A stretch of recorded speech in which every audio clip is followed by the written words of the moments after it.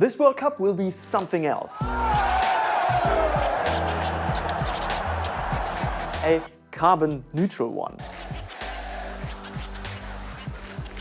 Carbon neutral. With 7 completely new stadiums in the desert, with air conditioning, millions of people traveling to Qatar, mostly by plane, and a country running on 99% fossil fuels. Yet they are calling the World Cup carbon neutral. Sounds fishy? That's because it is. Before we kick it off, we know this World Cup has a lot of issues. Workers have died, human rights violated, corruption scandals within FIFA. Serious stuff, but we're here to talk about a more overlooked aspect. In 2010, Qatar promised to deliver a Carbon neutral World Cup, but are they keeping it? Let's start with the stadiums and their construction in the build-up phase of the World Cup. Qatar built 6 permanent stadiums for the World Cup, renovated one and built one stadium that is completely deconstructible. All of this within a radius of 50 kilometers. Looking at FIFA's greenhouse gas accounting report, the construction of the 6 new permanent stadiums is responsible for about 4,500 tons of CO2. But if you take a closer look, something is off. Let's say these are all the emissions for building these stadiums. According to FIFA, the stadiums are going to be used for 60 years, so they can spread the construction emissions over 60 years of usage. But FIFA is only taking responsibility for the 70 days that their games are going to be on. That disregards 59 years and 10 months. So you're looking at just 0.3% of the total emissions that are associated with the construction. Math magic! And basically we get to that number by using FIFA's own estimates of the emissions associated with the construction of one stadium. This is Gilles Defrance from Carbon Market Watch. He and his colleagues recalculated the new stadium's carbon footprint. The emissions from one stadium is about 270,000 tons of CO2 for one typical stadium. And so because there are 6 stadiums, then it gives a total of 1.6 million. It's also unclear how the stadiums can actually be used for 60 years.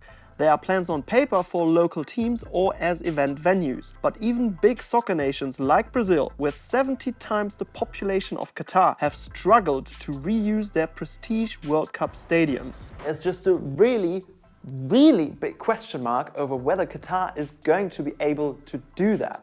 The devil is in the details with this World Cup.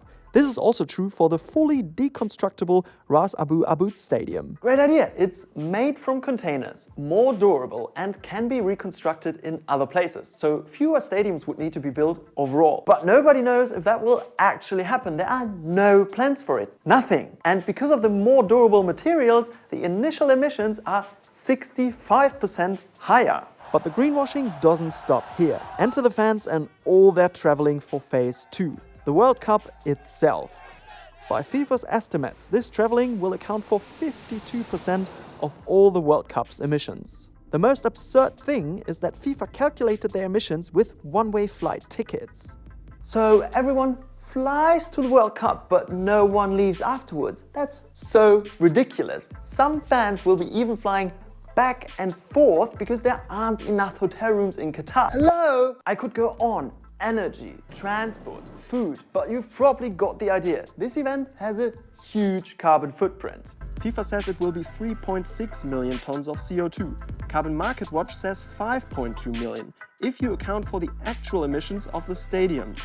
And it could be 10 million tons of CO2, according to a professor from the Lancaster Environment Center who recalculated flights and accommodation emissions. For comparison, 10 million tons of CO2 is everyone in the world watching YouTube for a whole year. How on earth do you get that to 0? Carbon offsets. So FIFA buys carbon credits for the CO2 they emit and support projects that lock up CO2. There's just one tiny problem.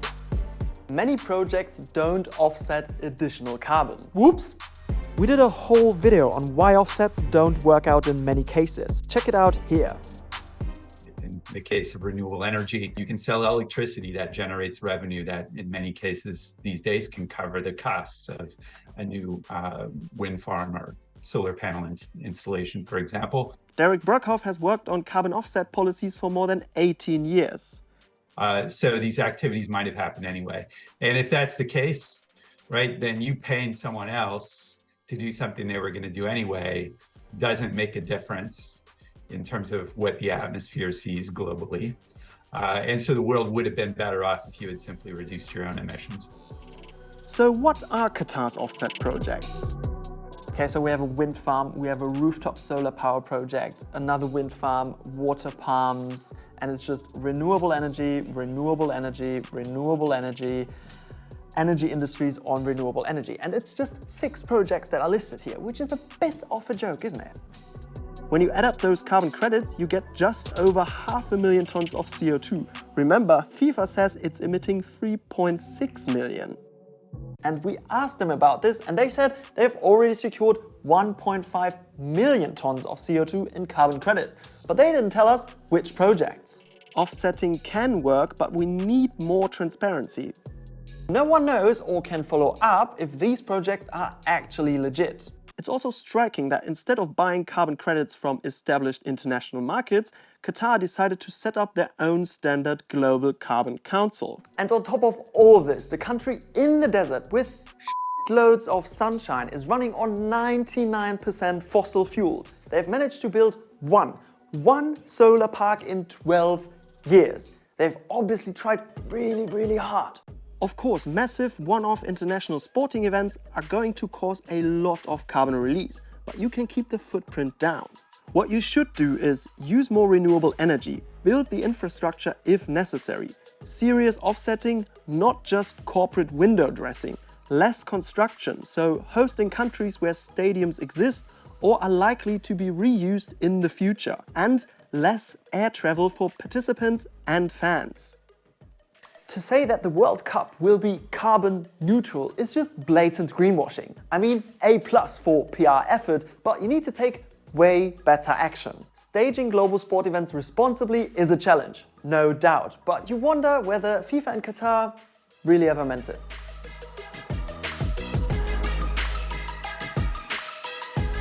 Let me know what you think on the World Cup's carbon neutrality in the comments, and please subscribe to our channel. We post new videos every Friday on the environment.